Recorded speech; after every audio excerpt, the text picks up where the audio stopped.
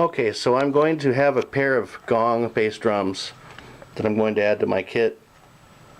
And I got this Ludwig, came with a couple of toms for 50 bucks, pretty good deal.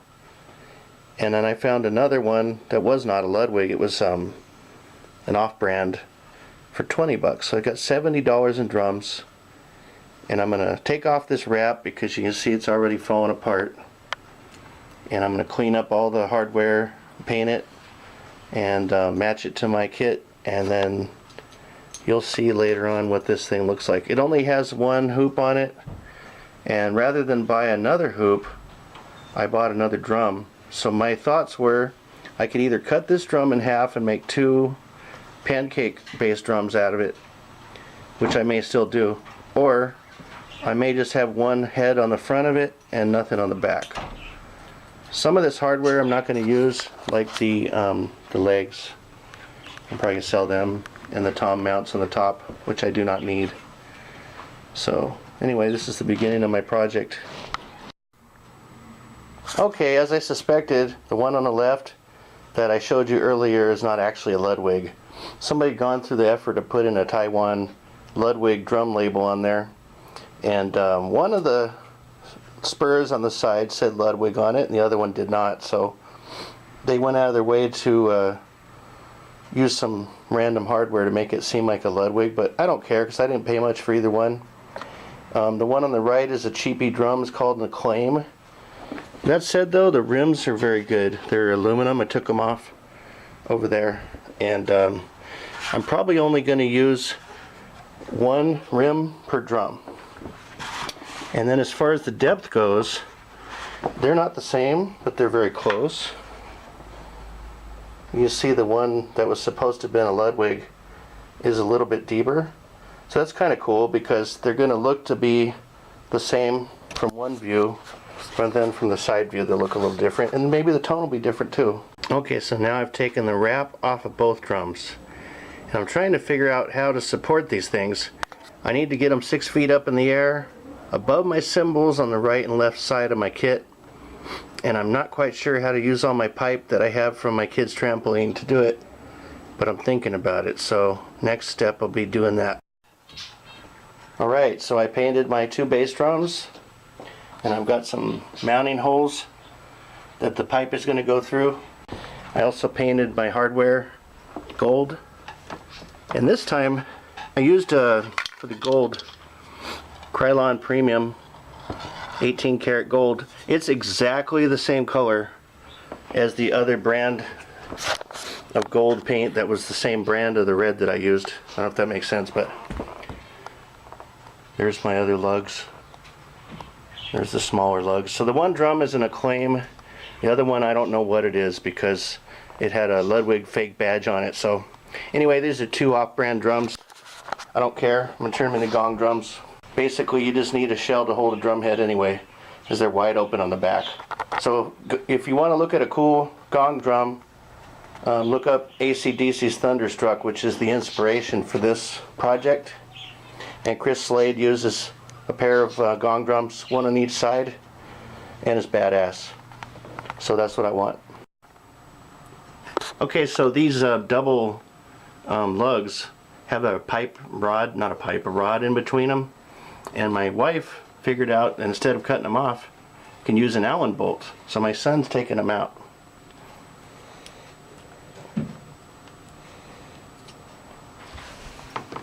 Simple as that. Alright, so there's Gong Bass number 1. I've got the head and all the hardware mounted back on it. And we're going to hit it a couple times just so you can hear what it sounds like. And it doesn't even seem like it needs any muffler. Go ahead, dude.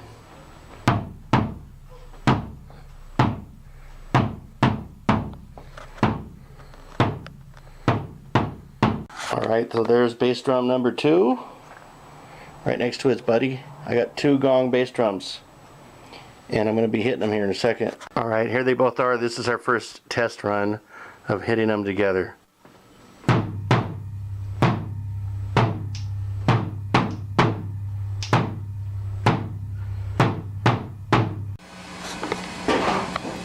You're looking at my pair of 22-inch bass drums, my Gong drums that I made.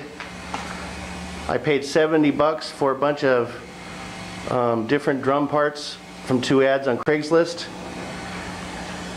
And instead of documenting every single step that I took, I worked on this all day long. And what I did is I cannibalized my light rack the way it was before. I took some bars off of it, I moved some lights around, and I like the light placement that I have now better. So you could see, let's see, got one there, I got one there, another one there, one in the middle, so they alternate. And then the tops are all LEDs that change color based on the beat. I've got some aimed into the drums. So I'm going to give you a closer look at what I did. So first I took my speakers off of their poles and I put them front and center. That was kind of hard to see, it's dark, but I put my speakers front and center, so now I'll be getting all my sound from in front of me. And that should be better for my ears instead of blasting right behind me. And I used those poles on the side of my kit right here, not only to mount a light, but to become part of the support system of the gong drum. So I cut some bars from my kid's trampoline. I connected them with the hardware that came with the light rack, ran that through a couple of holes that I drilled. So these drums actually swivel a little bit, which is kind of cool. When you hit them, they swing a little. Goes through.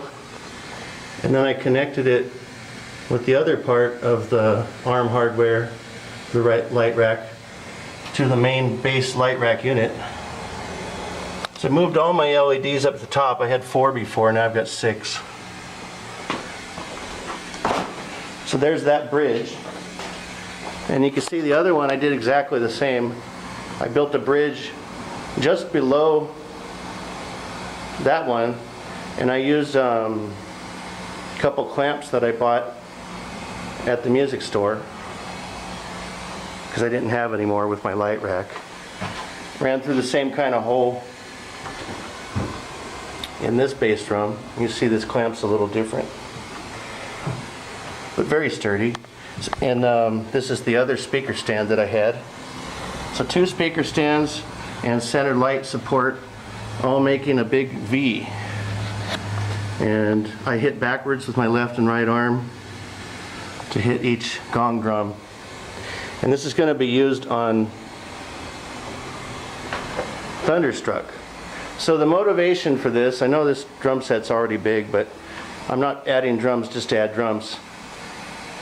The video from Thunderstruck is amazing, and Chris Slade had the 2 gong drums behind him on both sides, and I really wanted to do that video justice. So, but the thing with mine is I wanted them up higher, so when you get out from a distance, if I can do this,